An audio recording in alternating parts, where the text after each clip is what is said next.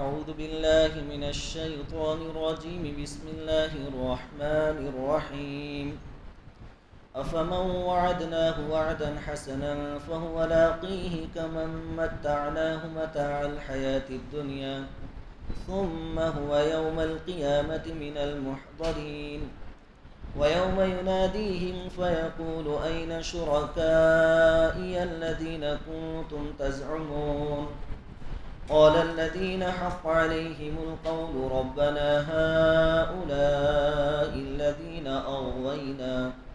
أغويناهم كما غوينا تبرأنا إليك ما كانوا إيانا يعبدون وقيل ادعوا شركاءكم فدعوهم فلم يستجيبوا لهم ورأوا العذاب لو أنهم كانوا يهتدون ويوم يناديهم فيقول ماذا أجبتم المرسلين فعميت عليهم الأنباء يومئذ فهم لا يتساءلون فأما من تاب وآمن وعمل صالحا فعسى أن يكون من المفلحين صدق اللہ العظیم۔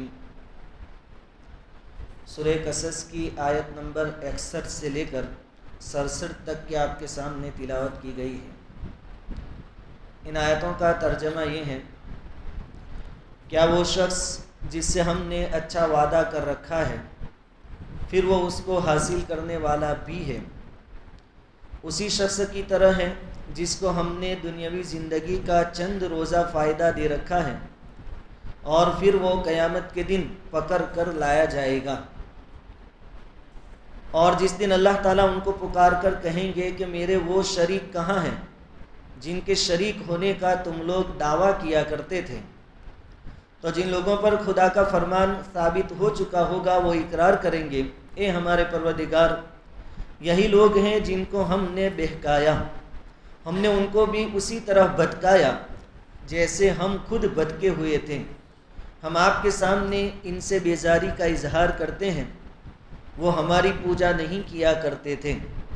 اور ایمان نہ لانے والوں سے کہا جائے گا کہ لو اب اپنے شریکوں کو پکارو، وہ ان کو پکاریں گے تو وہ ان کا جواب تک نہیں دیں گے، اور اس وقت اپنی آنکھوں سے عذاب دیکھ لیں گے، کیا ہی اچھا ہوتا اگر یہ درست راستے پر آ گئے ہوتے۔ اور جس دن ان سے اللہ پکار کر پوچھیں گے کہ تم نے پیغمبروں کو کیا جواب دیا تھا، تو اس دن ساری باتیں ان سے گم ہو کر رہ جائے گی، وہ آپس میں ایک دوسرے سے پوچھ تاچھ بھی نہ کر سکیں گے۔ تو جس نے توبہ کی، ایمان لایا اور نیک عمل کیا، امید ہے کہ وہ یقیناً فلاح پانے والوں میں سے ہوگا۔ مشرکین مکہ سے بات چیت چل رہی تھی، ان کے ایمان نہ لانے کے جو عذر وہ پیش کر رہے تھے، جھوٹے بہانے پیش کر رہے تھے، قرآن ان کا جواب دے رہا ہے۔ یہاں جو پہلی آیت ہے افمن وعدناہ وعدا حسنا، اس آیت میں اللہ رب العزت نے انجام کے اعتبار سے مومن اور غیر مومن کا مقابلہ بیان کیا ہے کہ انجام کے اعتبار سے دونوں میں کتنا فرق ہے۔ چنانچہ اللہ تعالیٰ بیان فرماتے ہیں کہ مومن اور کافر انجام کے حساب سے برابر نہیں ہو سکتے، دونوں میں بہت فرق ہے، کیونکہ مومن تو وہ ہے جن سے آخرت میں بھلائیوں کا وعدہ کیا گیا ہے، نعمتوں کا وعدہ کیا گیا ہے، جنت کا وعدہ کیا گیا ہے، اور وہ نعمتیں اور بھلائیاں اور وہ جنت ہمیشہ کے ہیں، کبھی ختم ہونے والے نہیں ہیں، یہ مومنوں کے لیے۔ اور دوسری طرف جو ایمان نہیں لائے، جنہوں نے اللہ اور اس کے رسول اور قرآن کو نہیں مانا، ان کے لیے آخرت میں کوئی وعدہ نہیں ہے اس طرح کا۔ ان کے لیے دنیاوی زندگی میں چند دنوں تک مزے اٹھانے کی چیزیں ہم نے رکھ دی ہے، پھر کل کو قیامت کے دن یہ لوگ گرفتار کر کے پکڑ کر لائے جائیں گے، اور لائے جانے کے بعد جہنم میں پھینک دیے جائیں گے۔ تو دونوں برابر کیسے ہو سکتے ہیں؟ ایک کا انجام تو ہمیشہ کی نعمتیں اور جنت ہے، اور دوسرے کا انجام ہمیشہ کی دوزخ اور مصیبتیں اور عذاب ہیں، دونوں برابر نہیں ہو سکتے۔ دونوں کی مثال ایسی ہے، علماء بیان فرماتے ہیں کہ جیسے ایک آدمی سو رہا ہے، نیند میں ہے، نیند میں اس نے ایک خواب دیکھا، خواب میں اس آدمی نے دیکھا کہ اس کے سر پر بادشاہت کا تاج رکھا گیا ہے، اس کو بادشاہ بنایا گیا ہے، اپنے سامنے حشم خدم نوکر نوکرانیاں دیکھی، سب باندھ کر کھڑے ہیں، طرح طرح کے انعامات اور نعمتیں، پھل فروٹ، کھانا پینا، ہیرے جواہرات، سب کچھ اپنے سامنے رکھا ہوا دیکھا۔ یہ آدمی خواب میں خوش ہے کہ میں بادشاہ بن گیا، لیکن جیسے ہی آنکھ کھلی وہ کیا دیکھتا ہے کہ پولیس والے کھڑے ہیں، ہاتھ میں ہتھکڑی لے کر، اس کو ہتھکڑی پہنا دی۔ اب یہ حقیقت آنکھ کھلنے کے بعد کی حالت کہ ہتھکڑی لگا دی، اس کو لے گئے بڑے صاحب کے پاس، میجسٹریٹ نے یا جج نے فیصلہ دیا کہ اس کو عمر قید کی سزا، اب وہ ہمیشہ قید میں ہے۔ یہ مثال ہے کافروں کی، ایمان نہ لانے والوں کی، کہ دنیاوی زندگی میں جو کچھ مزے ہیں وہ ایسا ہے جیسے خواب میں سونے والا آدمی اپنے آپ کو بادشاہ سمجھتا ہے۔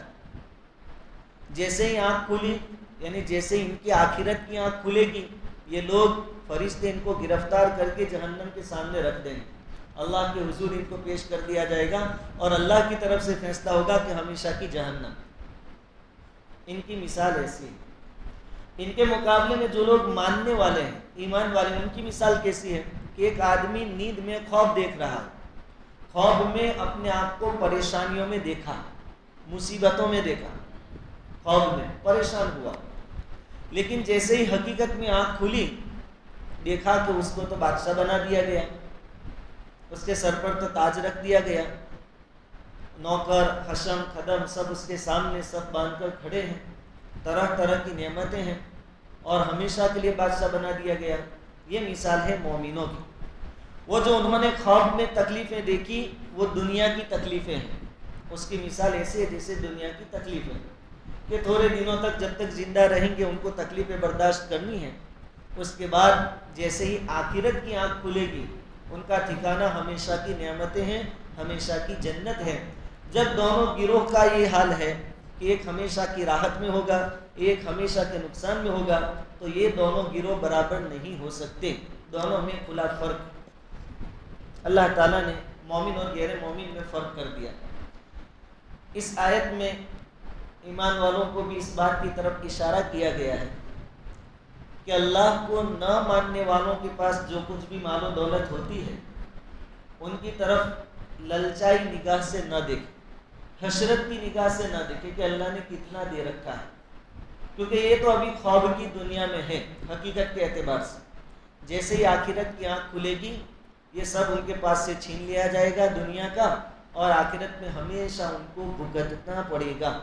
اس لیے حضرت ابو ہریرہ رضی اللہ تعالیٰ عنہ کی ایک روایت ہے، نبی کریم صلی اللہ علیہ وسلم کا ارشاد ہے کہ حضور نے فرمایا کہ ابو ہریرہ، یہ جو فاسق اور فاجر قسم کے لوگوں کو نعمتیں دی جاتی ہیں تم ان کی طرف نگاہ مت اٹھانا، تم کو معلوم نہیں کہ اس دنیا سے جانے کے بعد ان کے ساتھ کیا معاملہ ہونے والا ہے، اس لیے تم کو جو اللہ نے دیا ہے اس پر اللہ کا شکر ادا کرتے رہو، ان کی طرف نہ دیکھو، یہ تو اللہ رب العزت کی طرف سے ان کے لیے ڈھیل ہے۔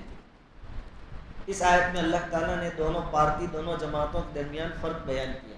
اب اللہ رب العزت کو سب سے زیادہ ناپسند کوئی چیز ہے، وہ ہے شرک، کہ بندہ کسی آدمی کو یا فرشتے کو یا کسی نبی یا ولی کو اللہ کا پارٹنر بنائے، صفات کے اعتبار سے یا ذات کے اعتبار سے۔ اللہ رب العزت کو سب سے زیادہ غصہ اس پر آتا ہے، ان اللہ لا یغفر ان یشرک بہ، شرک کا گناہ اللہ تعالیٰ کبھی معاف نہیں فرمائیں گے، اس کے علاوہ جتنے بھی گناہ ہیں اللہ چاہے گا معاف کر دے۔ تو جن لوگوں نے شرک کیا اور جس کے ذریعے کیا ان کی کل حشر کے میدان میں کیا گھات بنے گی، کیا حالت ہوگی، اس کو آگے اللہ تعالیٰ نے قرآن میں بیان فرمایا۔ جب ساری مخلوق حضرت آدم علیہ السلام سے لے کر قیامت تک آنے والا آخری انسان سب کو حشر کے میدان میں جمع کر دیا جائے گا، اس وقت اللہ رب العزت پوچھیں گے، اعلان کریں گے، ینادیہم، پکاریں گے زور سے، فیقول، کیا فرمائیں گے، این شرکائی، میرے وہ شرکا کہاں ہیں، الذین کنتم تزعمون، جو تم نے گھر رکھے تھے، میرے وہ پارٹنر کہاں ہیں، میرے بھاگیدار کہاں ہیں جو تم نے ٹھہرائے تھے کہ فرشتے اللہ کی بیٹیاں ہیں یا اللہ کے پارٹنر ہیں؟ عیسیٰ علیہ السلام اور ان کی والدہ مریم رضی اللہ تعالیٰ عنہ اور اللہ تین مل کر ایک خدا ہوا، ایسا عیسائیوں نے کہا تھا۔ تو مریم کو اور عیسیٰ علیہ السلام کو اللہ کا پارٹنر بنایا تھا۔ پھر یہ درخت کو پوجنے والے، بتوں کی پوجا کرنے والے، سب سے اللہ تعالیٰ پوچھیں گے جاؤ اب میں تمہارے لیے جہنم کا فیصلہ کر رہا ہوں، اپنے اپنے پارٹنر جو تم نے بنائے تھے ان کو بلا کر لاؤ تاکہ وہ تمہاری مدد کریں۔ اب ظاہری بات ہے وہ کیا مدد کریں گے، وہ خود پریشان ہوں گے۔ یہ بطور ایک استہزاء اور مذاق کیوں ان کو کہا جائے گا کہ جان وہ پارٹنر کو بلا کر لاؤ، جاؤ تو تم کو بچا لے میرے عذاب سے، جب بلا کے لاؤ۔ تو شرکاء سے مراد یا تو وہ ہیں جن کی پوجا کی جاتی تھی، اور اللہ تعالیٰ اسٹیپ بائی اسٹیپ ایک کے بعد ایک سب کو پکارے۔ حتیٰ کہ قرآن میں ہے کہ بعض عرب پہلے زمانے میں فرشتوں کی پوجا کرتے تھے، فرشتوں کو اپنا معبود سمجھتے تھے، اللہ کا پارٹنر سمجھتے تھے، اور ان کا یہ ماننا تھا کہ ہم فرشتوں کی پوجا کریں تو یہ اللہ کے وہاں ہماری سفارش کریں گے، اللہ تعالیٰ فرشتوں کو بلائیں گے۔ اللہ تعالیٰ ان لوگوں سے اتنے ناراض ہوں گے کہ کبھی کبھار تو ان سے ڈائریکٹ بات بھی نہیں کریں گے، نہ ماننے والوں سے فرشتوں کو بلائیں گے۔ قرآن نے اس کو نقل کیا ہے، وَيَوْمَ يَحْشُرُهُمْ جَمِيعًا ثُمَّ يَقُولُ لِلْمَلَائِكَةِ أَهَٰؤُلَاءِ إِيَّاكُمْ كَانُوا يَعْبُدُونَ۔ فرشتوں کو بلا کر کہیں گے کہ یہ تم کو پوجتے تھے دنیا میں۔ اللہ ان سے ناراض ہے، پوجنے والوں سے اتنے ناراض ہیں کہ ان کی طرف دیکھیں گے بھی نہیں، فرشتوں سے پوچھیں گے یہ تم کو پوجتے تھے، تمہاری عبادت کرتے تھے؟ فرشتے کانپ اٹھیں گے اور سبحانک کہیں گے الہی آپ کی ذات تو شرک سے پاک ہے، آپ کا تو کوئی پارٹنر اور بھاگیدار نہیں ہے۔ انت ولینا من دونہم، آپ ہمارے ولی اور دوست تھے، یہ نہیں تھے۔ فرشتے کہیں گے بل کانوا یعبدون الجن، یہ ہماری پوجا نہیں کرتے تھے، یہ تو جنات اور شیطانوں کی پوجا کرتے تھے۔ بل اکثرهم بهم مؤمنون، ان میں کے اکثر شیطانوں کو ہی اپنا معبود سمجھتے تھے۔ فرشتے تو نہ کہیں گے کہ یہ ہماری پوجا نہیں کرتے تھے، یہ تو شیطان کی پوجا کرتے تھے۔ کیسے شیطان کی پوجا؟ کہ جو لوگ فرشتوں کو پوجتے تھے وہ شیطان کے بہکانے سے ایسا کرتے تھے، شیطان کے بہکانے کی وجہ سے فرشتوں کو اپنا معبود سمجھتے تھے۔ تو دراصل وہ فرشتوں کی بات نہیں مان رہے تھے، شیطان کی بات مان رہے تھے۔ تو فرشتے بھی ہاتھ ان سے کر دیں گے کہ انہوں نے ہماری کوئی پوجا نہیں کی اور ہم اس لائق بھی نہیں ہیں کہ ہماری پوجا کی جائے۔ پھر اللہ رب العزت عیسائیوں کو بھی پوچھیں گے۔ عیسائیوں نے حضرت عیسیٰ علیہ السلام کو کیا کہا تھا کہ حضرت عیسیٰ، ان کی والدہ مریم اور اللہ تین ملا کر ایک اللہ بنتا ہے۔ تثلیث، ان اللہ ثالث ثلاثہ، اللہ کے تین حصے ہیں، ایک اللہ، ایک عیسیٰ اور ایک مریم۔ اللہ تعالیٰ عیسیٰ علیہ السلام کو بلا کر پوچھیں گے۔ سورہ مائدہ میں آخر میں پورا ایک رکوع اس کے بارے میں نازل کیا گیا ہے، وَإِذْ قَالَ اللَّهُ يَا عِيسَى ابْنَ مَرْيَمَ أَأَنْتَ قُلْتَ هَٰذَا۔ عیسیٰ علیہ السلام سے پوچھیں گے کہ عیسیٰ تم نے ایسا کہا تھا کہ میری پوجا کرو، میری ماں کی پوجا کرو، تم نے کہا تھا؟ عیسیٰ علیہ السلام بھی کانپ اٹھے اور اللہ رب العزت کی بارگاہ میں کہیں گے سبحانک ما یکون ان اقول ما لیس لی بحق، الہ آپ کی ذات تو بھاگیدار اور پارٹنر اور شرک سے پاک ہے، اور میں نے ایسا کہا ہی نہیں، میں ایسا کیسے کہہ سکتا ہوں؟ ان کنت قلتہ فقد علمت، اگر میں نے ان سے ایسا کہا ہو کہ میری بھی عبادت کرو نے میری ماں کی بھی عبادت کرو، مریم کی، تو تجھے تو معلوم ہی ہے، انکا انت علام الغیوب، تو تو غیب کی باتوں کو بھی جاننے والا ہے، تو جانتا ہی ہے میں نے ایسا نہیں کہا۔ آگے کیا فرمایا؟ ما قلت لهم الا ما امرتنی به، میں نے تو ان سے وہی کہا تھا جس کا تو نے ہمیں حکم دیا تھا کہ ایک اللہ کی عبادت کرو، ان اعبدوا اللہ ربی وربکم، کہ اللہ کی عبادت کرو جو میرا بھی رب ہے اور تمہارا بھی رب ہے، میں تمہارا رب نہیں۔ وَكُنْتُ عَلَيْهِمْ شَهِيدًا مَا دُمْتُ فِيهِمْ، اور باری تعالیٰ جب تک میں ان کے درمیان تھا تب تک میں نے ان کی نگرانی کی، کسی کو مجھے تیرا پارٹنر بنانے کی اجازت نہیں دی جب تک میں زندہ تھا، میں نے کسی کو اس بات کی اجازت نہیں دی کہ مجھے رب مانے، میری والدہ مریم کو رب مانے، کسی کو اجازت نہیں دی۔ فلما توفیتنی کنت انت الرقیب علیہم، لیکن جب آپ نے مجھے آسمانوں پر اٹھا لیا اس کے بعد انہوں نے یہ دھندے کیے، میں نے نہیں کہا تھا۔ عیسیٰ علیہ السلام بھی ہاتھ اونچے کر دیں گے، ہم نے نہیں کہا تھا۔ ان کے جو معبود ہیں، بعض مفسرین نے لکھا ہے کہ ان کے معبودوں سے مراد ہے شیطان، کیونکہ یہ لوگ جو بھی بت پرستی کرتے ہیں یا اللہ کے علاوہ چاند سورج جس مخلوق کی بھی پوجا کرتے ہیں وہ شیطان کے بہکاوے میں آ کر کرتے ہیں، تو گویا یہ شیطان کے پجاری، اپنی نفس کے پجاری ہیں۔ شیاطین وہ بھی اس دن ان سے ہاتھ اونچے کر لیں گے کہ یہ کوئی ہماری عبادت نہیں کرتے تھے، آج ہم ان سے اپنی بیزاری کا اعلان کرتے ہیں کہ ہمارا تو ان سے کوئی لینا دینا تھا ہی نہیں۔ آگے کی آیت میں بہت صاف الفاظ نے کہا ہے، قال الذین حق علیہم القول ربنا هؤلاء الذین اغوینا، جو چودھری تھے جن کی پوجا کی جاتی تھی جیسے شیطان ہو، یا جن کے کہنے پر پوجا کی جاتی تھی جیسے کافروں کے بڑے بڑے سرداروں کی بات مان کر لوگوں نے اللہ کو چھوڑ کر دوسروں کو معبود بنا رکھا تھا، تو وہ سردار جب اللہ کا غضب دیکھیں گے اور دیکھیں گے کہ سب کو باری باری پوچھا جا رہا ہے، تو یہ لوگ خود آگے بڑھ کر اللہ کے سامنے عرض کریں گے، ربنا هؤلاء الذین اغوینا، الہ یہ لوگ وہ ہیں جن کو ہم نے بہکایا تھا، اغویناہم کما غوینا، ان کو ہم نے اسی طرح بہکایا جیسے ہم خود بہکے، یعنی ہم خود بہک گئے تھے، ہم پر کسی نے زبردستی نہیں کی تھی، کوئی ہاتھ پکڑ کر کھینچ کر ہمیں بت کھانے میں نہیں لے گیا تھا، ہم خود بہک گئے تھے، ہم نے وہ کام ان کے ساتھ کیا، ان کو بھی ہم نے بہکایا۔ تبرأنا الیک، ہم اتنا تو مانتے ہیں کہ ان کو بہکایا، لیکن ہم نے کوئی زور زبردستی نہیں کی، ان کو مجبور نہیں کیا کہ ہمارے ساتھ وہ بھی شیطان کی پوجا کرے یا دوسرے معبودوں کی پوجا کرے، ہم نے کوئی زبردستی نہیں کی، ہم ان سے بیزار ہیں، ہم نہیں جانتے یہ کوئی ہماری عبادت نہیں کرتے تھے، ما کانوا ایانا یعبدون، یہ ہماری عبادت نہیں کرتے تھے، یہ تو اپنی نفسانی خواہشات کے غلام تھے، اپنی خواہشات کی پوجا کرتے تھے، ہمارا اس میں کوئی قصور نہیں ہے۔ تو اس طرح شیطان لوگوں کو دنیا میں بھی گمراہ کرتا ہے اور کل آخرت میں بھی ہاتھ اونچے کر لے گا اور کہے گا تبرأنا الیک، ہماری کوئی جوابداری نہیں ہے، ہم نے تو صرف ان کے دلوں میں وسوسے ڈالے تھے اور انہوں نے ہماری باتیں مان لی، اور جیسا ہم نے ان کے نفس میں خیالات ڈالے ویسا وہ کر گزرے، اب وہ جانے اور ان کا انجام جانے، چونکہ ان کا انجام بھی برا ہوگا۔ قرآن نے دوسری جگہ پر اس کو نقل کیا ہے، وقال الشیطان لما قضی الامر ان اللہ وعدکم وعد الحق ووعدتکم فاخلفتکم، کل جہنم میں جب چلے جائیں گے اس کے بعد شیطان اور اس کے پجاریوں کے درمیان لڑائی ہوگی، بحث ہوگی، وہ پجاری کہیں گے کہ نالائق تو نے ہم کو ہلاک کروایا، جہنم میں تو لایا، شیطان کہتے تھے نہیں نہیں نہیں بھائی رکو، دیکھو ایک وعدہ تم سے اللہ نے کیا تھا کہ میرے رسولوں کو مانو، میری کتاب کو مانو، آخرت سنور جائے گی، ایک وعدہ میں نے تم سے کیا تھا کہ اللہ کوئی چیز نہیں ہے، رسول کوئی چیز نہیں ہے، بلکہ چاند کی پوجا کرو، سورج کی پوجا کرو اور بتوں کی پوجا کرو، ایک بات میں نے بتائی، ایک اللہ نے بتائی، تم نے میری بات مان لی، اللہ کی بات نہیں مانی۔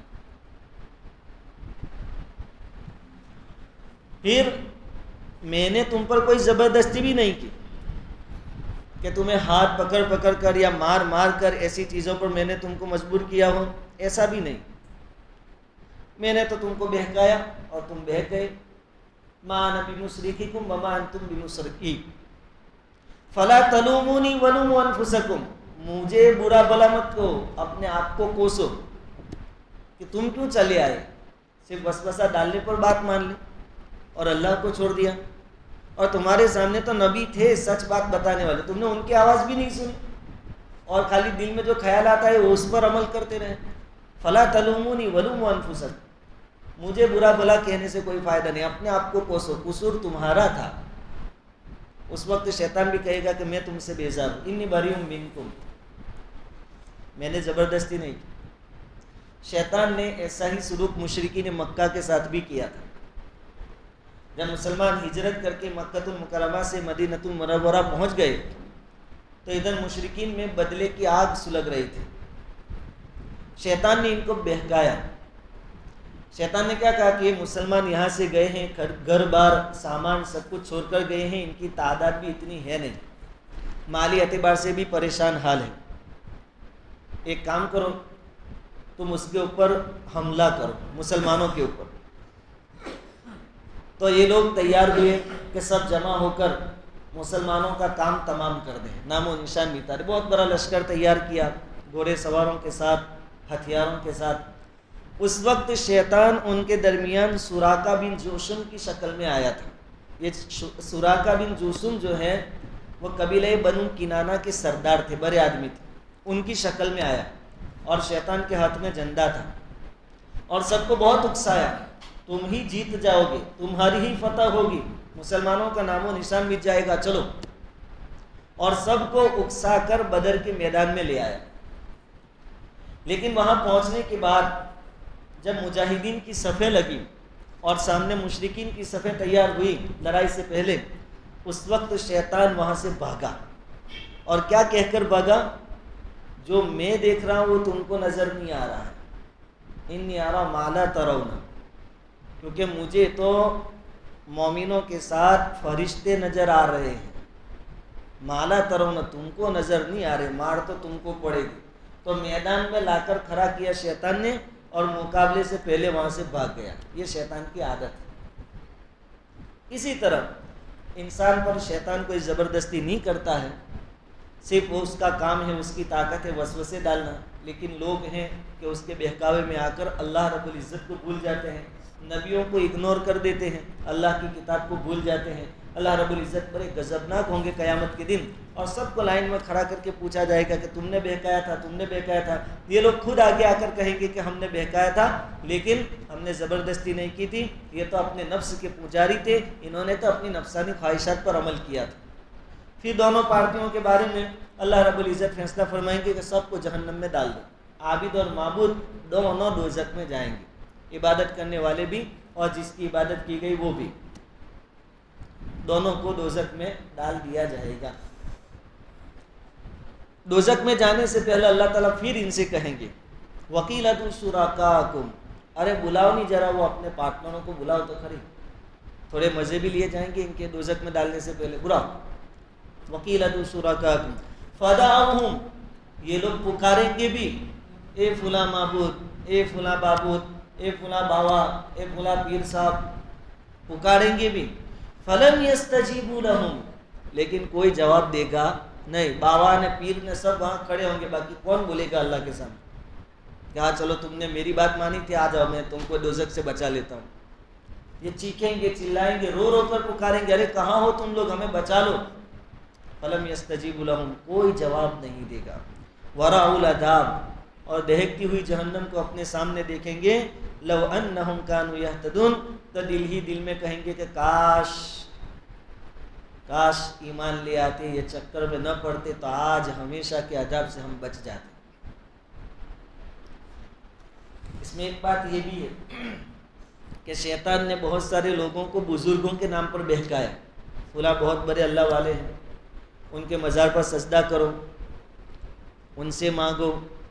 لوگ انہی کو اللہ سمجھ بیٹھے، اللہ تک پہنچے نہیں. وہ لوگ بھی وہاں ہوں گے، وہ بزرگ بھی وہاں ہوں گے، لیکن وہ لوگ بھی کوئی جواب نہیں دیں گے. کیوں نہیں دیں گے؟ کہ دنیا میں یہ لوگ بزرگوں کے چلے جانے کے بعد ان کی مزاروں پر جو سجدے کرتے تھے اور ان سے جو منتیں مانتے تھے، یہ بزرگ ان سے راضی نہیں ہوتے تھے. کوئی بھی اللہ کا ولی اس سے راضی نہیں ہوتا کہ لوگ اللہ کو چھوڑ کر میرے آستانے پر سجدہ کریں، میرے سامنے سر جھکائے، مجھ سے منتیں مانیں، مجھ سے دعائیں مانگیں. ہاں ان کے وسیلے سے اللہ سے مانگنا الگ چیز ہے، لیکن ڈائریکٹ ان کے پاس سے مانگنا، تو یہ بزرگ بھی وہاں موجود ہوں گے لیکن کسی کے بولنے کی کوئی ہمت چلے گی نہیں. اور دل ہی دل میں افسوس کریں گے کاش کہ ہم مومن ہو جاتے اور ان سب چیزوں سے بچ جاتے تو ہمیشہ کے عذاب سے ہماری حفاظت ہوتی. وَيَوْمَ يُنَادِيهِمْ فَيَقُولُ مَاذَا أَجَبْتُمُ الْمُرْسَلِينَ، اللہ تعالیٰ دوسری ایک بات پوچھیں گے کہ چلو مان لیا کہ تمہاری عقلیں ماری گئی تھی، تم نفسانی خواہشات کے غلام بن چکے تھے، لیکن سمجھانے کے لیے میرے رسول بھی تو آئے تھے، تم نے ان کے ساتھ کیا سلوک کیا، کیا جواب دیا رسولوں کو؟ لیکن اس کے جواب میں بھی کوئی بول پائے گا نہیں. یہ تو کیسے بول پائیں گے؟ اللہ تعالیٰ خود رسولوں سے پوچھیں گے. سورہ اعراف میں اللہ رب العزت نے اس کو نقل فرمایا ہے. سورہ مائدہ میں یوم یجمع اللہ الرسل فیقول ماذا اجبتم، اللہ تعالیٰ رسولوں سے پوچھیں کہ میں نے تم کو بھیجا تھا تمہاری قوموں کی طرف، تو تمہاری قوموں نے کیا جواب دیا؟ لیکن رسول بھی اللہ رب العزت کو غضبناک دیکھ کر اتنی ہمت نہیں کر پائیں گے کہ کچھ جواب دیں. قالوا لا علم لنا، وہ بھی کہہ دیں گے کہ ہم نہیں جانتے، انکا انت علام الغیوب، تو سب کچھ جانتا ہے کہ انہوں نے ہمارے ساتھ کیا کیا اور ہم نے جو دعوت دی اس کا جواب انہوں نے کیا دیا تھا۔ کسی کی ہمت نہیں ہوگی بولنے کی۔ جب اللہ کے لادنوں میں سے کسی کی ہمت نہیں ہوگی جواب دینے کی، تو پھر نافرمانوں کی تو کیسے ہو سکتی ہے؟ سب خاموش ہو جائیں گے۔ فعمیت علیہم الانباء، اس دن خبریں سب گم ہو جائیں گی۔ فہم لا یتساءلون، ایک دوسرے کو پوچھ کر بھی نہیں بولے کہ آپ ہوں کہ تو نبیوں نے پوچھ بھی نہیں پائیں گے کسی کہ نبی آئے تو تم نے کیا کہا تھا، میں کیا بولا تھا۔ سب کی گردنیں اللہ رب العزت کے سامنے جھک جائیں گی، کوئی کچھ نہیں بول پائے گا، اور ان کا انجام پھر دوزخ ہوگی۔ لیکن ایک بات ہے کہ اللہ رب العزت غفور و رحیم ہے۔ شرک اور بڑے سے بڑا گناہ کر لینے کے بعد بھی اگر دنیا میں کوئی توبہ کر لیتا ہے اور ایمان میں داخل ہو جاتا ہے اور بعد کی زندگی اعمال صالحہ کے ساتھ گزارتا ہے، اس کے لیے رحمت کے دروازے قیامت تک کے لیے کھلے ہیں۔ اللہ تعالیٰ نے اس کا اعلان فرمایا، فَأَمَّا مَن تَابَ وَآمَنَ وَعَمِلَ صَالِحًا فَعَسَىٰ أَن يَكُونَ مِنَ الْمُفْلِحِينَ۔ ہاں، جن لوگوں نے توبہ کر لی، پہلے بت پرست تھے، مشرک تھے، کافر تھے، یہودی تھے، عیسائی تھے، لیکن نبی آ گئے، قرآن آ گئے، تو انہوں نے اپنے گناہوں سے توبہ کر لی اور نبی کو مان لیا، قرآن کو مان لیا، اللہ کو مان لیا۔ وآمن، ایمان لے آئے، وعمل صالحا، ایمان لانے کے بعد اچھے اعمال بھی کیے، صرف کلمہ پڑھ کر بیٹھے نہیں رہے ہم تو مسلمان ہیں جنت ہماری ہے، ایسا نہیں۔ وعمل صالحا، جہاں بھی ایمان کا تذکرہ ہے قرآن میں، اکثر اس کے ساتھ اعمال صالحہ کی قید ہے۔